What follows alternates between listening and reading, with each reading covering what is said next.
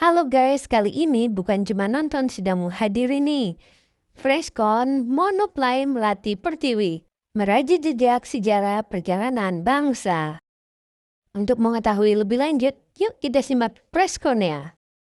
Membuat kemudian ini juga adalah wujud penghargaan dan cinta kami kepada jasa-jasa dan apa yang telah dibuat oleh pahlawan-pahlawan kita terdahulu, khususnya pahlawan-pahlawan perempuan yang mungkin tidak semuanya kita ketahui. Jadi memang konsep Monoplay ini, kalau boleh saya cerita, awalnya sebetulnya bukan seperti ini ya Kang. Saya ngobrol sama Kang Wawan ini sudah setahun yang lalu. Yang ini setahun sih? Setahun ya. Jadi saya bilang kan saya tuh pengen mengangkat tokoh-tokoh pahlawan lewat sebuah pertunjukan. Kemudian kita mulai menyisir dan memilih gitu ya pahlawan-pahlawan siapa yang akan kita angkat. Pada awalnya saya tuh pernah mengangkat Laksamana Kamalahayati terlebih dahulu. Sebetulnya itu adalah sebuah komitmen dari kami, dari Kiana Film, untuk tidak hanya menghadirkan karya-karya yang menghibur, tetapi kami juga ingin menghadirkan karya-karya yang edukatif, yang menginspirasi, baik dari sisi konteks sosial, kemanusiaan, nasionalisme. Jadi dari mulai Malahayati sebetulnya awalnya sampai akhirnya aku terinspirasi gitu, tergerak untuk masih banyak nih, tidak hanya Malahayati yang belum kita ketahui. Jadi saya tergelitik untuk membaca kisah-kisah begitu banyak pahlawan sampai akhirnya saya dan Kang Wawan memilih yang tadinya awalnya ini adalah sebetulnya 8 ya, bahkan sebelumnya ada 12 menjadi 8 dan akhirnya menjadi 6. Dan akhirnya muncullah konsep Monoplay Omnibus yang mungkin nanti insya Allah ketika disaksikan rasanya ini adalah sebuah konsep pertunjukan pertama yang berbeda ya yang agak berbeda karena pertunjukan ini adalah disajikan dengan kohesif gitu. Jadi beberapa tokoh tetapi akan bercerita sejarah dan kisahnya masing-masing, tetapi tidak bercerita sendiri-sendiri dan selesai gitu ya, atau tidak dalam bentuk fragmen. Kita awal bisa menceritakan konsep lebih detailnya, tetapi pada dasarnya adalah kita ingin menceritakan peran-peran perempuan Nusantara yang begitu luar biasa dalam membangun bangsa ini hingga kita bisa ada di sini sekarang. Dan khususnya juga perjuangan mereka ini bisa dikatakan sebetulnya apa yang mereka perjuangkan itu sebetulnya sejajan dan masih sangat relevan dengan apa yang kita perjuangkan hingga hari ini, baik dari sisi emansipasi, baik dari sisi keberanian, ketangguhan, kecerdasan, yang sebetulnya itu juga inspirasi yang kita butuhkan dimanapun artinya kita berada sekarang. Kayak kita misalnya bikin perjuangan, bikin pementasan seperti ini, itu kan butuh keberanian, butuh kebesaran hati, dan saya juga terinspirasi banget dari apa yang Laksamana Hayati dan perempuan-perempuan terdahulunya lakukan. Saya ingin perempuan-perempuan saat ini juga bisa menjadi Laksamana di bidangnya masing-masing. Seperti itu sih kira-kira dari saya. Mudah-mudahan apa yang kami persembahkan ini bisa memberikan warna tersendiri dalam dunia seni pertunjukan kita, bisa memberi arti khusus tidak hanya bagi kita semua yang ada di sini, tetapi bagi bangsa, bagi negara, khususnya bagi masyarakat luas, khususnya generasi muda. Ya, makasih. Tapi kira-kira ada pesan khusus yang ingin disampaikan kepada para pemirsa penonton daripada Monoplay ini? Mungkin sebenarnya kalau pesan khusus enggak ya, mungkin ini bisa menjadi ruang introspeksi kita yang cukup mendalam. Dan tokoh-tokoh ini kan sebenarnya kita tampilkan bahwa perjuangan dari dulu hingga saat ini yang harus kita lanjutkan itu sebetulnya tidak hanya perjuangan fisik yang kita tampilkan di sini. Jadi ini perempuan-perempuan ini berjuang dari mulai yang berjuang fisik, berjuang secara pikiran, berjuang secara ilmu, berjuang melalui penanya. Jadi kita melihat gitu sebenarnya bagaimana kalau sekarang kita membahas emansipasi lah, inilah itulah gitu ya, perempuan sebenarnya dari dulu, dari zaman berabad-abad yang lalu, bahkan dari 1506 Masehi, zaman perang antar suku gitu ya, perang antar suku, terus pergolakan, kemudian perjuangan laut, perjuangan darat, sampai dengan perjuangan menuju kemerdekaan. Sebetulnya apa yang diperjuangkan tuh kalau kita lihat satu ya, artinya kecintaan terhadap bangsanya, keberanian, ketangguhan, ingin semuanya itu sebenarnya setara, ingin semuanya sejajar, dan ingin semuanya itu bisa maju. Teman-teman, mementaskan sebuah cerita yang berlatarkan peristiwa sejarah itu terus terang di situ sangat susah. Kalau kita mau melihat sejarah itu, pertama secara fakta dan data itu ada, yang kedua historiografi yang jelas, dan yang ketiga ada fiksi di situ. Nah, ketika di fiksi itulah kadang-kadang menjadi debatable. Tapi kami yakin bahwa apa yang kami pentaskan itu memberikan sebuah ruang diskusi yang akan lebih luas nantinya. Nah, teman-teman, secara tidak sadar sebenarnya dalam melalui monoplay ini kita sedang membuka sebuah lembaga penjajahan di Nusantara. Tokoh-tokoh awal itu adalah perempuan-perempuan yang bergerak di laut Malaya, di Kalidama, kemudian juga Mas Diau juga itu meninggalnya di laut juga gitu. Kemudian ketika Demak hancur, Jepara, kemudian malah Raja Abdul Alih oleh Portugis, maka perlawanan perempuan itu atau Indonesia khususnya itu Nusantara itu adalah bergerak ke arah darat itu. Muncullah yang diserang, yang jangan sekali dibicarakan kalau kita bicara tentang perang Jawa gitu. Padahal di situ banyak sekali perempuan yang ikut berjuang dengan Pangeran Diponegoro. Kemudian bergerak lagi ke ruang yang lebih domestik ya, sampai akhirnya ke SKD Porte yang memang di rumah gitu, penulis itu kan itu. Nah, pergerakan perjalanan ini akan terlihat dengan jelas sekali di dalam monoplay ini dan menjadi semacam apa ya? Bagi saya sih sebuah pertunjukan itu ada trigger kan ya. Trigger orang akan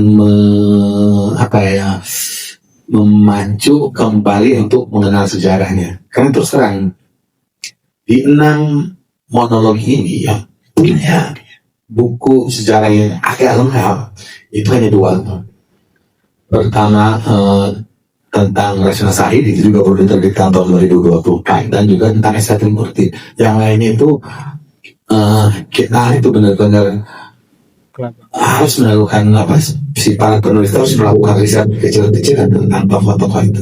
Jadi betapa sulitnya kita mendapatkan sebuah informasi tentang sejarah dari para perempuan ini gitu.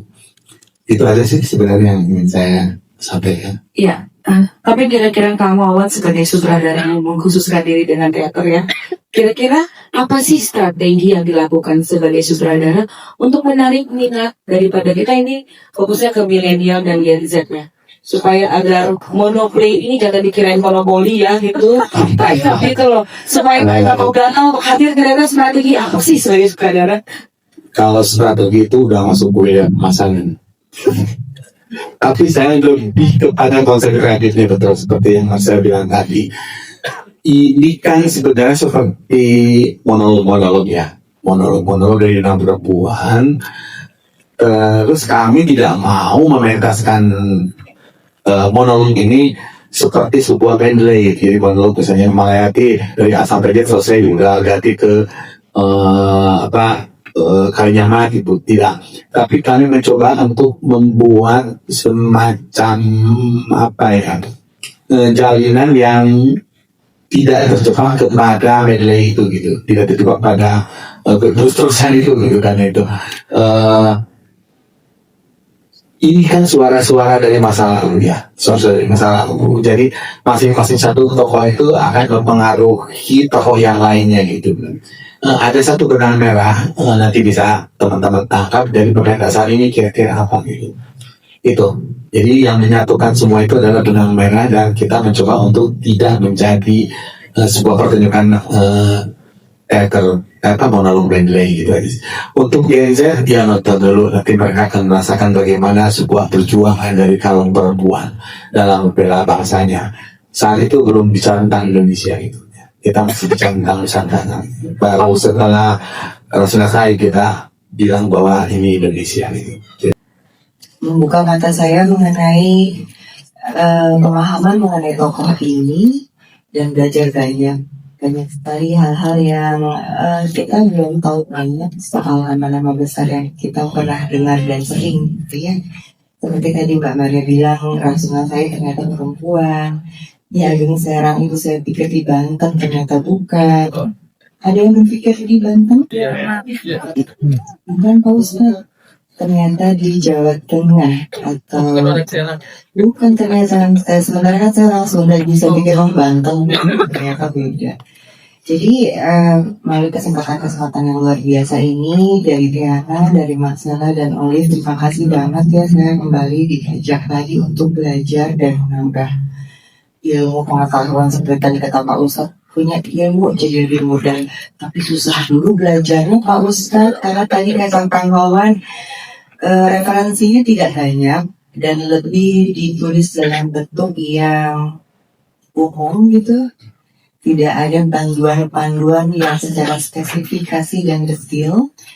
Jadi di sini saya bersyukur sekali didampingi kembali oleh Kang Wawan sebagai sutradara, jadi udah bisa curhat dan memohon arahannya dari sutradara yang ganteng ini kan. Jadi semangat sih untuk belajar bercampur deg-degan karena tokohnya ada, nyata, dan memberikan kontribusi yang luar biasa. Secara buat saya pribadi waktunya tuh kayak kurang 2 bulan gitu buat latihan.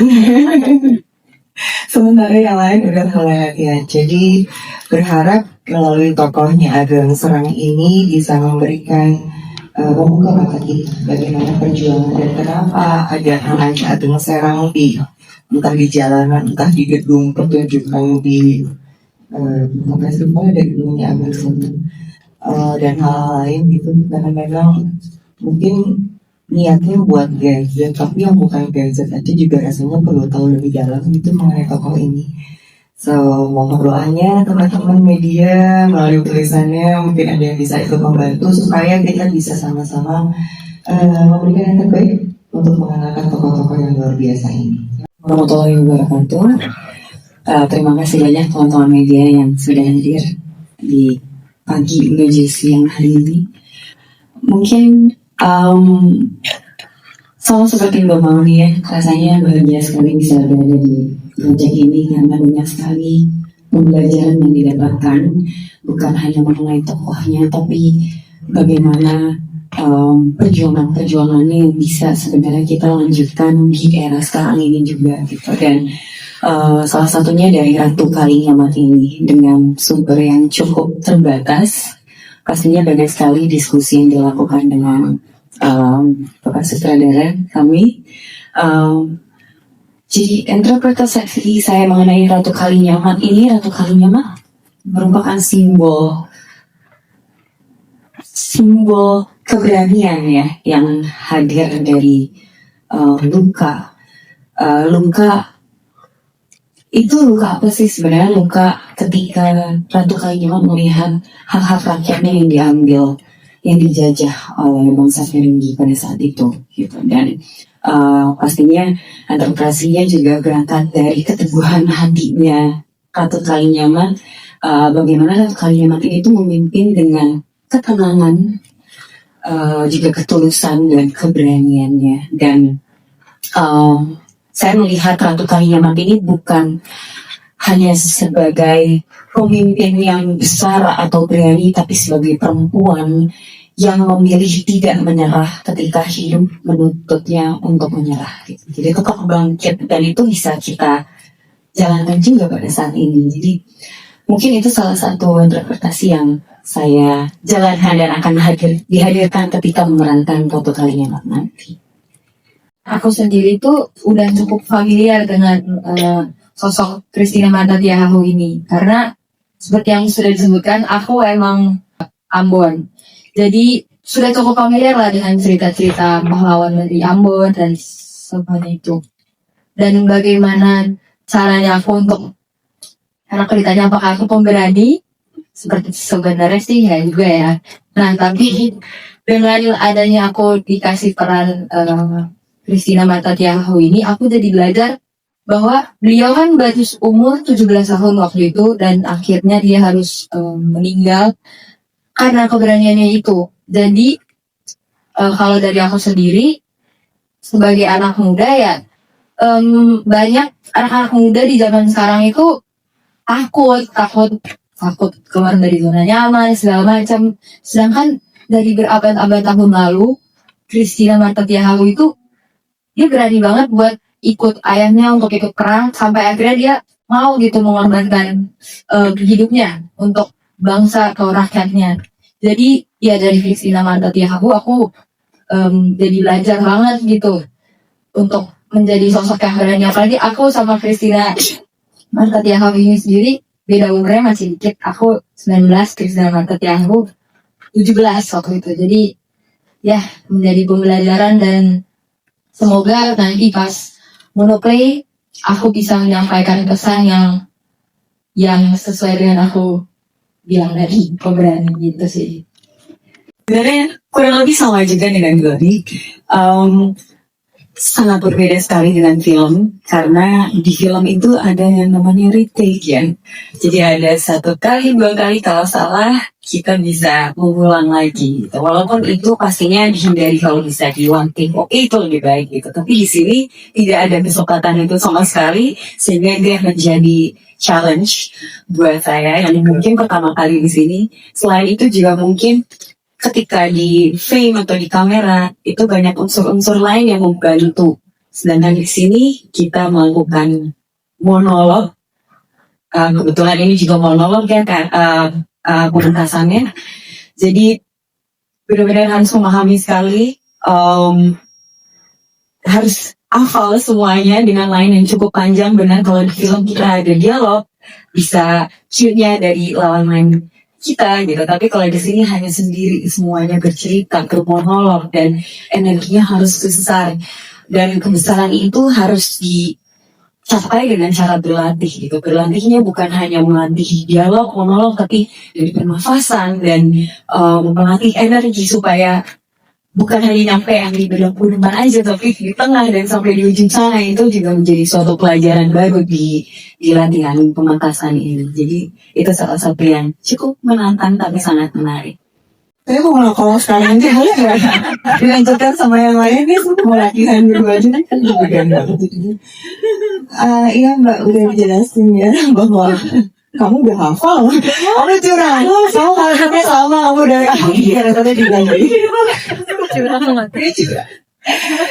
Iya Mbak, jadi udah pasti bahwa prosesnya itu berbeda untuk film dan teater. Tapi justru saya sebagai orang yang senang sekali menikmati proses, itu berproses, itu yang selalu yang bikin kamu gitu. Entah itu di film, entah itu di teater, menghafal, menemukan karakter, menemukan gestur, dan hal-hal lain. Kerjasama dengan tim itu juga menjadi sesuatu yang selalu nangani gitu. Benar kata pernah yang panggung nggak bisa diriting, jadi kayak aku selalu merasa berusaha menikmati setiap detik, setiap momen dari proses sampai ke hari H, sampai ke akhirnya tutup nanti itu, karena aku tahu itu nggak bisa diulang gitu. Nah, kalaupun memang dengan Glory dan Hana yang baru pertama kali memerankan dalam monolog di panggung, buat saya setiap project dalam seni panggung itu sama aja gitu, deg-degannya, takutnya, khawatirnya dalam proses-prosesnya gitu. Jadi walaupun ini mungkin bukan pertama kali untuk monolog, tapi tantangan dalam bentuk konsep monoplay juga menjadi sesuatu PR berat waktu itu buat saya. Dan